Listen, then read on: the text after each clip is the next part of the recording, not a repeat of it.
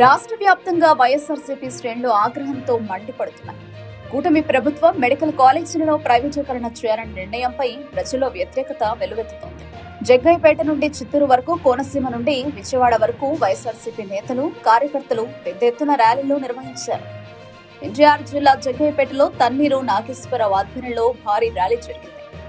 అల్లూరి సీతారామరాజు జిల్లాలో ఎమ్మెల్సీ అనంతబాబు, మాజీ ఎమ్మెల్యే నాగులపల్లి ధనలక్ష్మి ర్యాలీకి నాయకత్వం వహించారు. పోలీసులు అనుమతులు నిరాకరించినా ప్రజల మధ్యలోనే నిరసనలు కొనసాగించారు. విజయవాడలో మాజీ ఎమ్మెల్యే మల్లాది విష్ణు మాట్లాడుతూ, చంద్రబాబు దుర్మార్గం రాష్ట్రమంతా చూస్తోంది. పేదల వైద్య హక్కును హరించేందుకు కూటమి ప్రభుత్వం ప్రయత్నిస్తోంది అన్నారు. పులివెందులలో కేంద్రం ఇచ్చే మెడికల్ కాలేజీలను కూడా తిరస్కరించారని మండిపడ్డారు. దర్శి ఎమ్మెల్యే బూచేపల్లి శివప్రసాద్ రెడ్డి, రామచంద్రాపురం ఇన్ఛార్జ్ పిల్లి సూర్యప్రకాష్, చిత్తూరు ఎమ్మెల్సీ భరత్ కూడా తమ తమ ప్రాంతాల్లో ఉద్యమాలకు నాయకత్వం వహించారు.